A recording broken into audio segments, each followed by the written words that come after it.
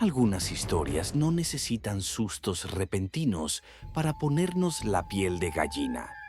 A veces el verdadero terror está entre líneas, en las pequeñas omisiones, en los silencios que pesan más que cualquier palabra hablada. Hay lugares que parecen congelados en el tiempo, cargados de recuerdos que nadie se atreve a mencionar. Y hay momentos en que la soledad nos obliga a ver lo que otros fingen no ver. La historia que estás a punto de escuchar es una de esas. Buenas noches, la noche macabra. Me llamo Camila. Nunca pensé que escribiría tanto sobre este tema, pero últimamente he sentido la necesidad de sacar a la luz lo que viví hace unos 6 años. A los 13 años perdí repentinamente a mi madre. Esto abrió un gran vacío en mi vida, un dolor que siento hasta el día de hoy. Como no tenía a dónde ir ni otros familiares cercanos, me enviaron a la casa de un tío lejano en el interior de Oaxaca, alguien de quien no sabía casi nada, pero en quien deposité todas mis esperanzas de aceptación porque no tenía otra opción. Mi tío se llamaba Eusebio. Recuerdo perfectamente cuando llegué. Bajé de una camioneta vieja que se detuvo en medio de un camino de tierra, con mi maleta en la mano y contemplando ese lugar que parecía aislar la casa de todo. Estaba lejos. Tuve que caminar bastante. Me esforcé por convencerme de que todo estaría bien porque, al fin y al cabo, eran mi familia. Aún así, sentí un nudo en el pecho. La casa era grande, pero parecía abandonada. Había un aire de abandono, como si el tiempo se hubiera detenido allí. Las ventanas eran pequeñas y dejaban el interior en penumbra. Las paredes exteriores tenían grietas que parecían vetas grises. Al salir al porche sentí un escalofrío, aún sin saber qué me esperaba. Algo me advertía que tuviera cuidado. Llamé a la puerta y se abrió con un fuerte crujido. Mi tío estaba allí. Me esperaba, pero no mostró ninguna emoción.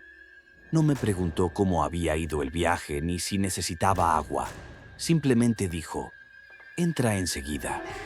Al entrar en la sala, percibí un fuerte olor a humedad en el aire denso. Los muebles eran antiguos, casi todos de madera oscura, y toda la atmósfera parecía congelada en el tiempo. Vi un reloj de péndulo que no funcionaba, lo que me dio la sensación de que nada avanzaba. Toda la casa me puso la piel de gallina, pero no tuve más remedio que seguir adelante. Mi tía Nieves estaba sentada de espaldas a mí en un sillón destartalado. Intenté hablar con ella, pero solo oí un «hola», tan bajo que no sé si dijo algo. Sus 2 hijos, mis primos, estaban en la cocina, mirándome como si fuera un desconocido surgido de la nada. Nadie se presentó ni intentó darme la bienvenida con un gesto de cariño. En ese momento, extrañé aún más a mi madre, porque siempre era cariñosa conmigo. Pero contuve la tristeza e intenté mantener la calma, creyendo que con el tiempo las cosas mejorarían. Mi tío me condujo por unos pasillos oscuros, pasando junto a puertas cerradas que no me atrevía a abrir. La casa estaba llena de recovecos, pasillos largos y habitaciones que ni siquiera sabía cuántas había. Había cuadros antiguos en las paredes, retratos de personas importantes, tal vez familiares, pero todo estaba tan polvoriento que era difícil distinguir las caras. Con cada paso, las tablas del suelo crujían y el sonido resonaba. Llegamos a una estrecha escalera de madera. Murmuró que no había otro sitio donde ponerme. Me hizo un gesto con la cabeza para que subiera. Pensé que era solo un viejo desván para guardar trastos, pero me di cuenta de que era donde tendría que dormir. Subí las escaleras, intentando no quejarme. Cada escalón crujía con fuerza y el olor a polvo se mezclaba con un hedor repugnante. Allá arriba, una bombilla amarillenta parpadeaba. proyectando sombras extrañas. Al abrir la puerta vi un lugar muy sucio con cajas apiladas, muebles rotos y telarañas. En un rincón había un colchón viejo y roto que desprendía un olor rancio. También había una manta fina y manchada, y eso era todo. En ese momento me pregunté por qué me merecía todo aquello. No era culpa mía haber perdido a mi madre ni tener otro sitio donde vivir. Quería bajar y exigir una habitación decente, pero la mirada severa de mi tío y el ambiente frío de toda la familia me silenciaron. Simplemente me senté en el colchón, fingiendo que lo arreglaría más tarde. Sin embargo, en cuanto me senté, tuve la extraña sensación de que no estaba sola. Miré a mi alrededor, pero no vi nada más que cajas y polvo. El corazón me latía con fuerza, pero fingí que todo estaba bien. Dormí fatal. Esa primera noche, cualquier ruido me despertaba sobresaltada. El viento entraba por alguna puerta y emitía un sonido parecido a un gemido. A veces oía pasos abajo, pero no sabía si eran reales o solo fruto del miedo. Acabé dormida de madrugada, completamente agotada y consumida por la añoranza de mi madre. Al día siguiente me levanté temprano y bajé. Encontré a mi tío en la cocina tomando café, a mis primos comiendo pan con mantequilla y a mi tía lavando los platos, ignorándome. Intenté darle los buenos días, pero solo recibí algunos gruñidos. El ambiente estaba tenso. Era como una carga. Me senté en un rincón y mi tío solo me dijo: «Hay pan, si quieres». Al recogerlo me di cuenta de que casi no quedaba nada. Vi a mis primos comiendo bastante, pero me quedé callado. No quería problemas. Luego me ordenó que ayudara a mi tía en la cocina, a limpiar el patio y el cobertizo de herramientas. Dijo que no quería verme sin hacer nada. Me pasé todo el día haciendo lo que me decían mientras lavaba los platos. Sentía que mi tía siempre me miraba con cara de pocos amigos. Aparecían mis primos. De vez en cuando cogían algo y se iban riendo como si hablaran de mí. Por la tarde iba al patio, que tenía una pared de piedras cubiertas de musgo. Monté el cobertizo lleno de herramientas viejas y botes de pintura. Mi tío me observaba desde lejos, siempre con expresión de desaprobación, como si todo lo que hacía estuviera mal. Al anochecer me mandaron al desván. En cuanto terminé de cenar, que, por cierto, fue muy sencillo y racionado, mi tío me dijo con tono áspero: «Sube y quédate ahí. No queremos que nadie merodee por la casa a estas horas».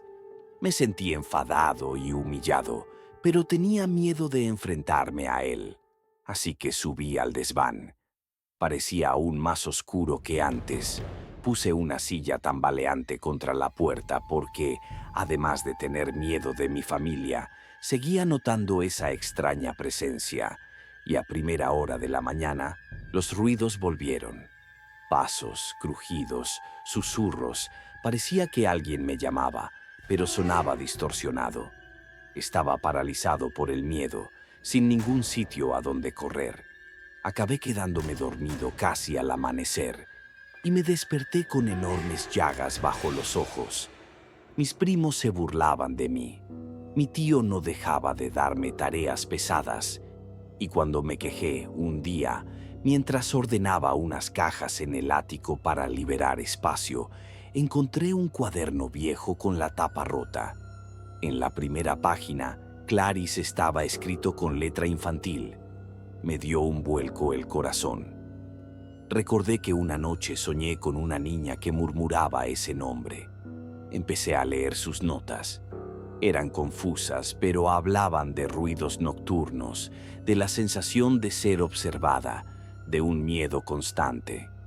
En ese lugar parecía que ella también había sido obligada a dormir allí contra su voluntad.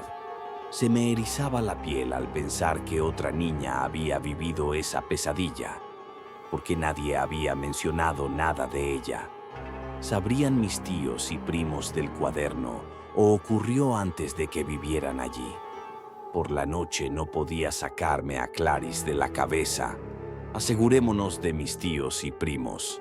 A veces veía a mi tía mirándome con algo que parecía culpa o miedo. Un día, mientras limpiaba otra habitación llena de trastos, oí a mis primos discutiendo afuera. Alcancé a oír fragmentos.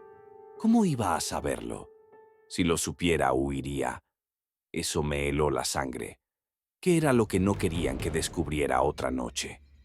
Regresé al ático y encontré un recorte de periódico amarillento que hablaba de la muerte de una niña en esa misma casa.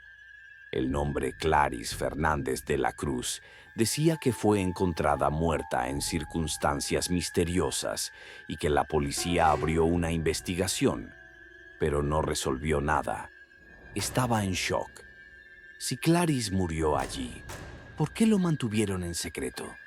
También vi ropa de niños, muñecas rotas, cosas viejas, fotos, cosas que me daban escalofríos.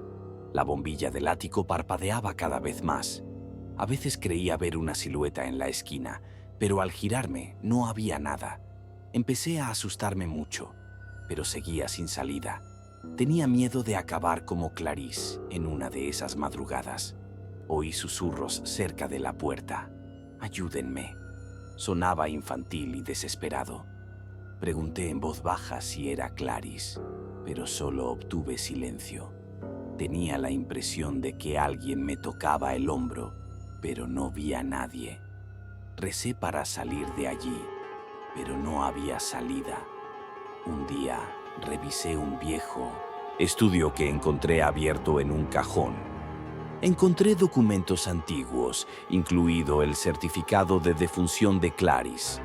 También fotos de ella, una niña con trenzas que parecía feliz.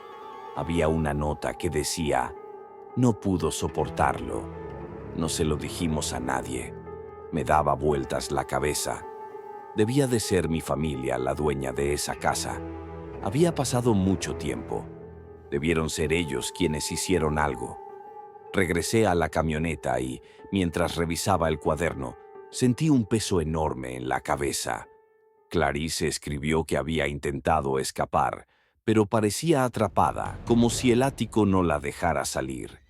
Intenté comprender, pero todo era confuso. Cayó la noche y mi tío apareció de repente en el ático, gritando: «¿Qué has estado husmeando? ¿Por qué le preguntaste a Nieves sobre Clarice?». Estaba furioso. Me sacudió del brazo. Me gritó que no me metiera en asuntos que no me incumbían. Dijo que ya sabía demasiado. Luego me empujó y me encerró allí. Seguí golpeando la puerta, suplicando, pero nadie me abría. Pasé toda la noche llorando, creyendo que acabaría igual que Clarice. El hambre y la sed empezaron a hacerse insoportables. Oí a uno de mis primos susurrar al otro lado de la puerta: «Si le cuentas a alguien lo que sabes, acabarás como ella». Me di cuenta de que no podía seguir esperando. Intenté escapar o moriría encerrado allí. Así que la noche siguiente usé las cajas y las sillas para alcanzar la pequeña ventana. Empujé la vieja ventana fuera del ático. Me arañé con clavos y astillas, pero logré sacar medio cuerpo. Las cajas cayeron, casi arrastrándome con ellas, pero me agarré con fuerza al borde. Luego me solté y caí al césped del jardín. Me torcí el tobillo, pero seguí. Salté el muro musgoso con gran dificultad y acabé en un camino de tierra, aunque me dolía mucho caminar. Corrí llorando hasta que encontré una casita sencilla donde vivía una pareja de ancianos. Les conté lo básico sin mencionar ningún fantasma. Llamaron a la policía. Me llevaron a un albergue para menores. No sé qué pasó con mi tío y mis primos después. Solo supe que la policía les hizo preguntas, pero no tengo ni idea de si lograron descubrir algo concreto sobre la muerte de Clarice. Hasta el día de hoy, aún recuerdo la sensación de que había alguien conmigo en el ático y siento un nudo en el alma cuando pienso en esa niña. A veces sueño que me llama, pidiéndome ayuda. Me siento culpable por no haber hecho más por ella, pero yo también estaba acorralada. Escribo esto porque he vuelto a tener pesadillas. Veo a Clarice en mis sueños, con el rostro triste, llamándome en la oscuridad.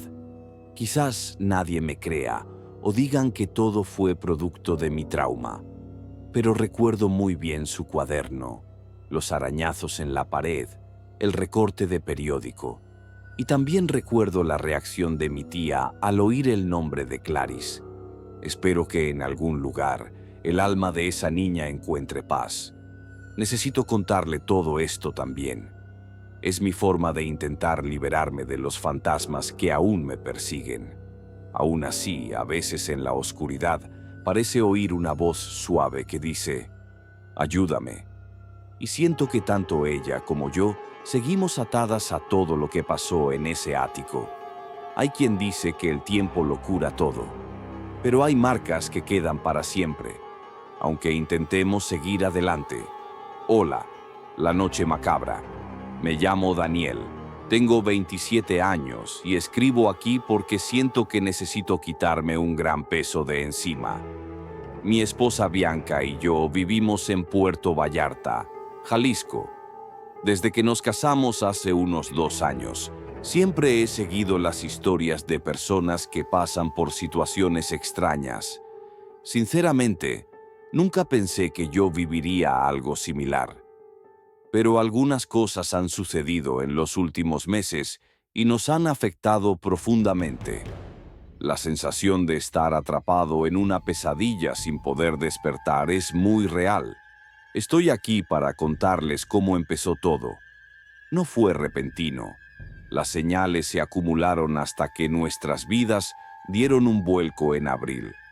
Cuando noté que la situación se estaba saliendo de control, decidí escribir lo sucedido con la esperanza de encontrarle lógica.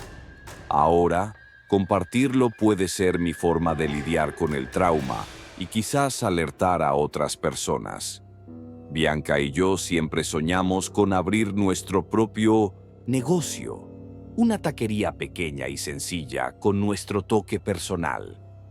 Mi trabajo como asistente administrativa y el suyo como peluquera no cubrían mucho más que lo básico, pero habíamos estado ahorrando algunos pesos.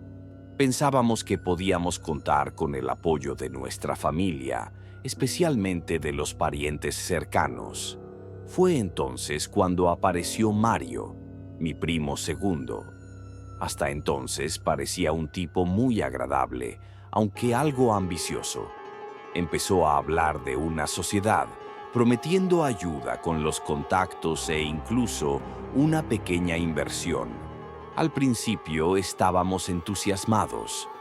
Hoy, daría lo que fuera por no haber acordado nada. Estábamos casi a punto de firmar el contrato de alquiler de un local cuando el dueño se echó atrás repentinamente, alegando haber oído historias extrañas sobre nosotros. Estaba bastante confundido. Siempre nos habían visto como buenos pagadores sin grandes deudas. Poco después empezaron a correr rumores de que Bianca no era de fiar profesionalmente, de que yo estaba ahogado en deudas. Un chisme muy específico se extendió demasiado rápido. Parecía un ataque orquestado, y estaba casi seguro de que provenía de alguien que nos conocía bien. Intenté explicarlo, pero cuanto más hablaba, menos me creían. Empecé a preguntarme si me estaba volviendo paranoico, pero era obvio que algo andaba muy mal. Las primeras peleas entre Bianca y yo surgieron en esa época. Por puro estrés, sus clientes desaparecían de la nada. No podía hablar con el dueño del establecimiento, al que casi habíamos cerrado. Todo se volvió tenso en casa, y también empezamos a tener problemas de salud. Empecé a dormir mal, despertándome empapado en sudor y sin entender bien dónde estaba. Durante una discusión, Bianca me preguntó si no me parecía extraño que Mario, hubiera desaparecido justo cuando estalló el conflicto. Aunque intenté darle el beneficio de la duda, eso me quedó grabado en la mente. Intenté hablar con él por teléfono y mensajes, pero nada. Él nos preguntaba cómo estábamos, pero no respondía, así que decidimos ir a su casa en persona. Pero el recibimiento fue pésimo. La tía Denise, su madre, nos recibió con una expresión muy incómoda, diciendo que Mario no estaba allí mientras su coche seguía aparcado enfrente. La sensación de entrar en un lugar donde ya no éramos bienvenidos fue terrible. Nos marchamos sin respuestas y Bianca tuvo su primer ataque de migraña severa, algo que nunca le había pasado. Para colmo, descubrimos que otro familiar, también primo de Mario, estaba difundiendo historias aún peores sobre nosotros. Decían que habíamos estafado a gente para recaudar dinero y que le debíamos a medio mundo. No podía creerlo, pero la gente pareció aceptar la historia sin rechistar. Bianca empezó a sentirse débil. De repente se desmayó. En el salón de belleza, las clientas se asustaban y se alejaban, como si tuviéramos una nube negra rondando. Fue entonces cuando empezamos a pensar en el mal de ojo, la envidia e incluso una maldición, aunque soy bastante escéptica. Bianca, buscando la manera de mejorar, sugirió que fuéramos a ver a un sanador conocido. Confieso que fui con algunas dudas, pero también sentía que necesitábamos ayuda. Recuerdo que la mujer nos miró a Bianca y a mí y nos pidió que nos sentáramos. Dijo que sentía energías bloqueadas y nos advirtió que tuviéramos cuidado con quienes se acercaran. Con una sonrisa fácil, esto me hizo reflexionar. Empecé a repasar mentalmente cada conversación que tuve con Mario, buscando señales de que pudiera estar haciéndonos daño. Bianca, por su parte, volvió a tener pesadillas, diciendo que vio una figura encapuchada dentro de la casa. Intenté darle una explicación racional. Asumí que se debía al estrés y al insomnio, pero en el fondo también tenía un mal presentimiento. Un amigo nuestro, David, vino a advertirme que Mario decía que yo era peligrosa y que había estado involucrada con prestamistas ilegales. Me preguntó si había algo de cierto en eso, y me quedé paralizada de indignación. Le pedí que se pusiera de mi lado y negaron que se tratara de una disputa familiar. La sensación de aislamiento era abrumadora. Decidí no rendirme y programé una reunión con un conocido que trabaja en el ayuntamiento para ver si podía mostrarme otro lugar donde abrir nuestra taquería, o al menos ayudarnos a limpiar nuestra imagen el día anterior a la reunión. Me desperté en medio de la noche con Bianca llorando, empapada en sudor, diciendo que había visto sombras moviéndose en la habitación.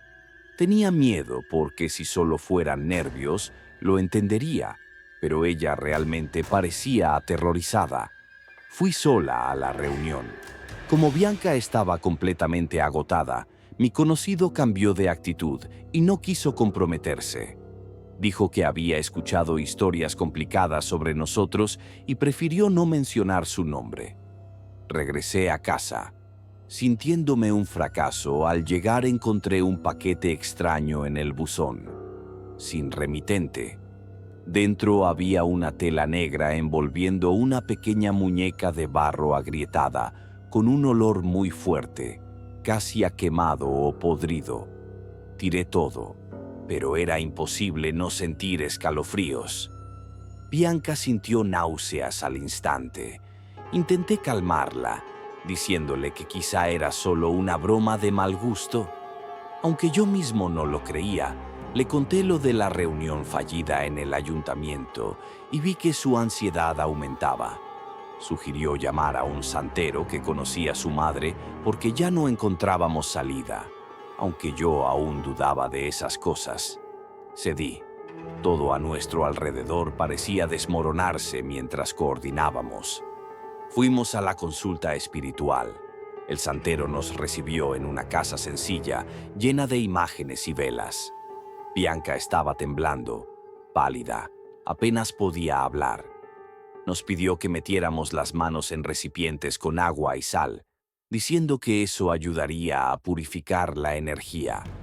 Tras unas cuantas oraciones, comentó que percibía una carga negativa dirigida hacia nosotros y que podría implicar envidia dentro de la propia familia. No habló exactamente de brujería, pero sí mencionó que se estaba llevando a cabo un trabajo pesado.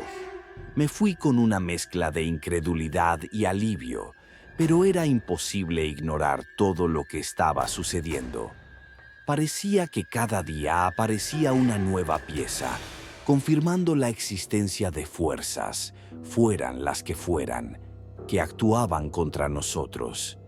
Al regresar encontramos señales de que habían forzado la cerradura. No parecía faltar nada, pero la habitación estaba desordenada y los cajones estaban abiertos en el suelo, cerca de la cama. Había un trozo de tela roja manchado de tierra que no era nuestra. Bianca rompió a llorar y empecé a caminar de un lado a otro, sin saber si llamar a la policía o intentar hablar con Mario de nuevo. Al final, llamé a la policía y presenté una denuncia, pero no había pruebas concretas de nada, así que no mostraron mucho interés. La sensación de habilidad iba en aumento. Cualquier ruido en la calle me hacía saltar de la cama y Bianca se despertaba llorando, repitiendo que se sentía vigilada. Decidí llamar a la tía Denise una vez más, rogándole que nos pusiera en contacto con Mario para poder tener una conversación seria. Parecía nerviosa por teléfono, tartamudeando, diciendo que no estaba y colgó. Unas horas después recibí un mensaje anónimo en mi celular. Está mejor. No insistas, o empeorará. Sentí tanta furia como miedo. Se lo enseñé a Bianca, quien inmediatamente sugirió que nos fuéramos de Puerto Vallarta sin rumbo, pero donde no teníamos dinero, ni trabajo, ni apoyo de nadie. Me quedé en la sala imaginando todas las posibilidades, pero solo podía recordar esos extraños episodios, como la muñeca de barro, los chismes, los intentos de entrar a robar en nuestra casa. Al final, decidí confrontar a Mario personalmente. Averigüé la dirección de una pequeña oficina que alquilaba y fui sin avisar. Bianca quería acompañarme, pero le pedí que se quedara en casa porque temía una confrontación más seria. Al llegar, toqué la puerta hasta que abrió un hombre desconocido. Me preguntó qué quería. Le dije que necesitaba hablar con Mario y él llamó a alguien. 10 minutos después apareció Mario. Tenía una expresión extraña e indiferente. Empecé a preguntarle por qué había desaparecido y qué estaba pasando con nosotros. No admitió nada directamente, pero tampoco lo negó. Entonces dijo algo como: Daniel, no entiendes las cosas con las que tengo que lidiar. Hay mucha gente involucrada. Intenté exigirle explicaciones sobre las mentiras que había difundido, pero él solo negó con la cabeza e intercambió miradas con el hombre que estaba allí. Le conté sobre la intrusión en mi casa, las amenazas veladas, pero apenas murmuró que debía tener cuidado y que a veces ciertas ambiciones terminan perjudicando a otras personas. Sentí que era una advertencia para que me apartara y que, si no lo hacía, las consecuencias podrían ser peores. Regresé a casa angustiado. Quería contárselo todo a Bianca, pero la encontré tirada en el sofá. Jadeando, me dijo que había visto una sombra afuera cerca de la ventana y que había percibido un olor muy fuerte, algo parecido a azufre o goma quemada. Puede que solo fuera pánico, pero después de todo lo que habíamos vivido, era difícil no creerle. Esa noche, decidimos reunir los pocos ahorros que nos quedaban e irnos a vivir con un tío en el interior. Necesitábamos escapar de allí, al menos por un tiempo, para recuperarnos y, con suerte, encontrar otro rumbo para nuestras vidas. Hasta el día de hoy, no estoy seguro de qué tramaba Mario ni si realmente estaba involucrado en algo más que chismes y calumnias. Solo sé que cada vez que recuerdo su frialdad, un escalofrío me recorre la cabeza a los pies. Quizás la mayor lección de todo esto es que a veces el mayor peligro puede venir de donde menos lo esperamos, incluso de nuestra propia familia. Compartir esta historia es la manera que encontré de advertir a quien pudiera escuchar. Confía en tu intuición, presta atención a las señales. Y si tienes que distanciarte de alguien dañino, no lo dudes. Tu bienestar puede depender de ello. Buenas noches, Señor. Nunca he sido de contar mis historias, pero lo que me pasó todavía no se me va de la cabeza y pensé que sería bueno compartirlo con alguien. Vivo en el interior de Chiapas, en una pequeña comunidad, y siempre he trabajado en el campo. Hace unos 2 meses pasé por una situación que todavía me pone la piel de gallina.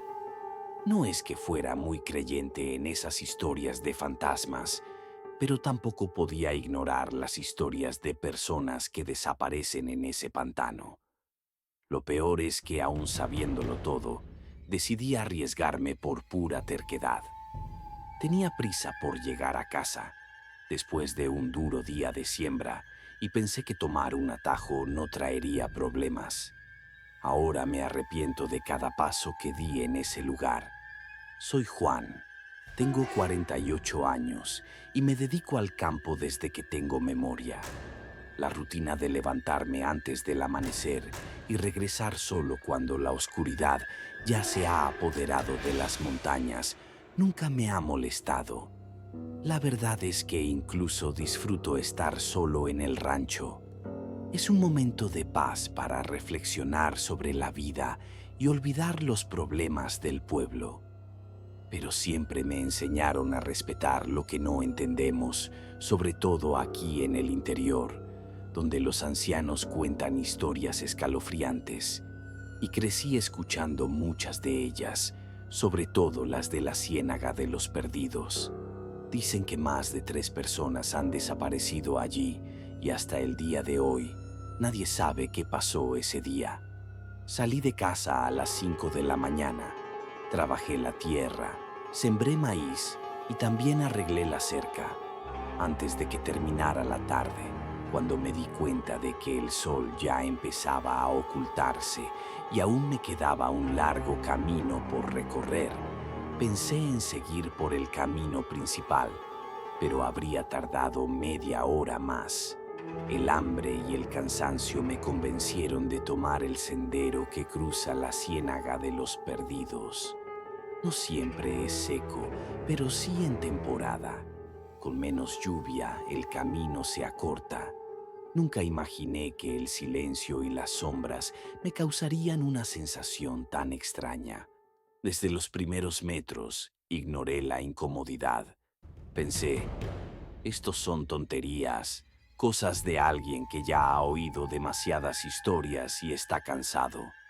Seguí adelante, pisando con firmeza el barro y esquivando las matas de hierba. El pantano estaba más tranquilo de lo habitual, pero aún podía oír el croar de algunos sapos y el canto de los grillos en medio de la maleza. Intenté distraerme concentrándome en el sonido de mis propios pasos, pero cada vez que miraba el camino, sentía una punzada de miedo que me subía por la nuca.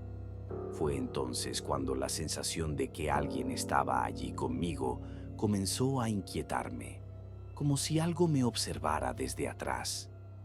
Negué con la cabeza, intentando apartar ese pensamiento, pero no imaginé que las cosas empeorarían mucho. Después de unos minutos de caminata, comencé a notar algo que todavía me da escalofríos. El sonido de los sapos y los grillos se desvaneció hasta desaparecer por completo, como si alguien hubiera bajado el volumen del mundo que me rodeaba. En ese momento sentí que mi corazón se aceleraba, pero intenté mantener la calma. Seguí caminando por el barro, oyendo el sonido un tanto hueco de mis botas hundiéndose. El problema era que, con cada paso que daba, parecía haber otros pasos más suaves justo detrás de mí, como si algo o alguien imitaba mi ritmo. Intenté convencerme de que era solo una ilusión, quizá un eco extraño o mi propia respiración, más trabajosa, pero el ruido seguía ahí y parecía acercarse cada vez más. Mantuve la vista fija en el camino, obligándome a no mirar atrás, como si un miedo instintivo me advirtiera que, si me daba la vuelta, vería algo que no debía acelerar.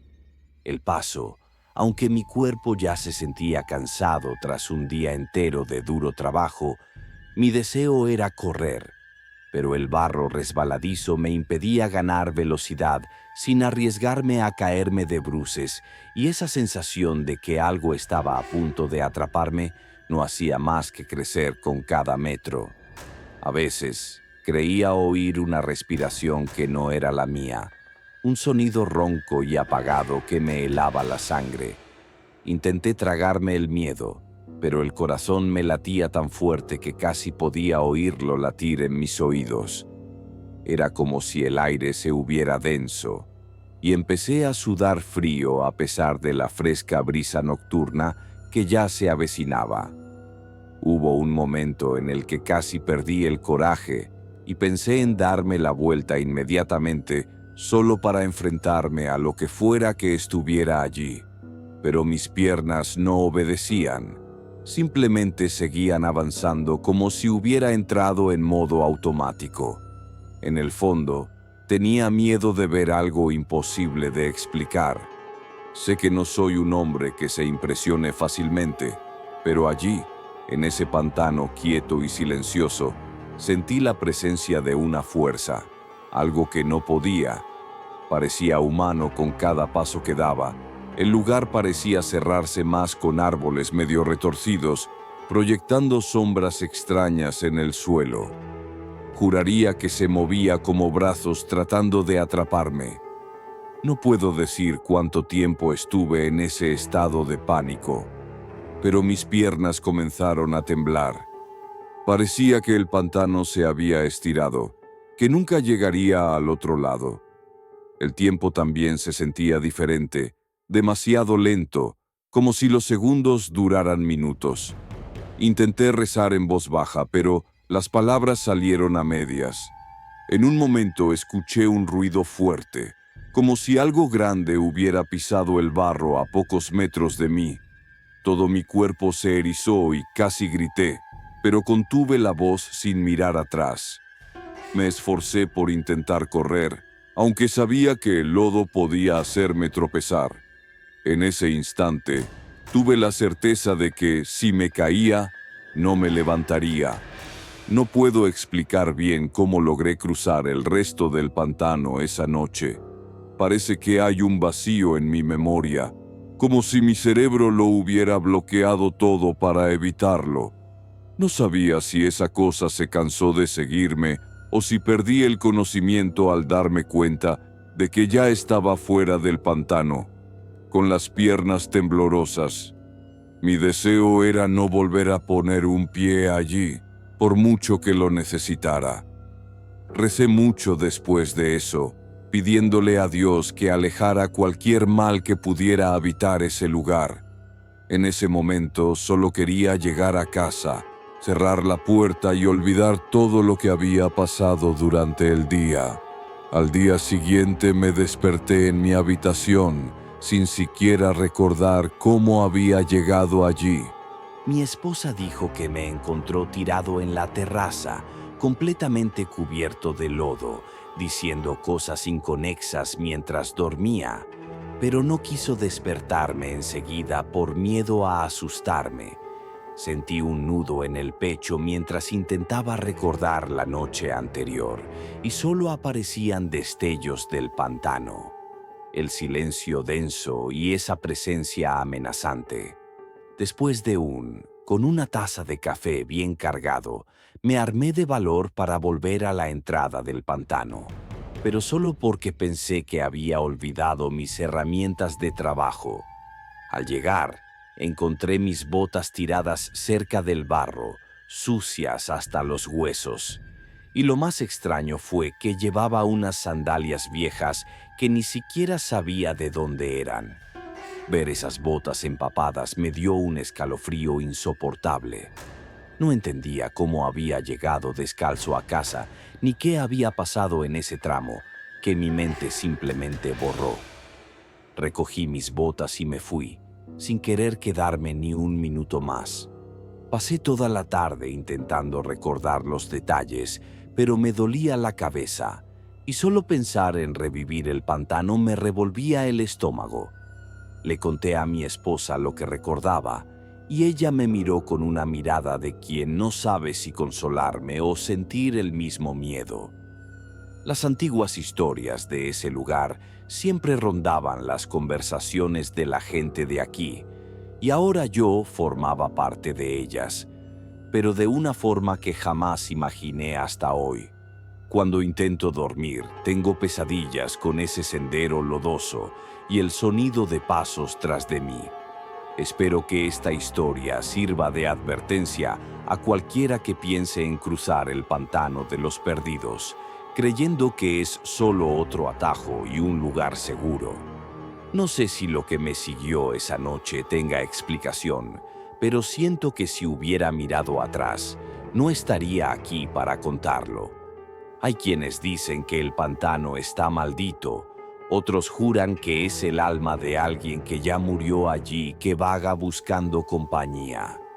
Solo sé que el miedo que sentí no era normal y que sigo sin tener respuestas.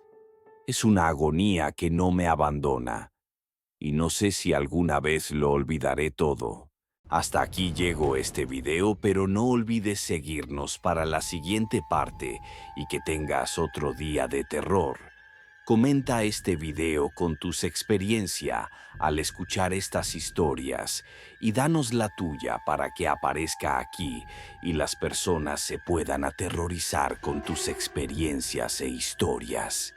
Hasta luego, seguidores de La Noche Macabra.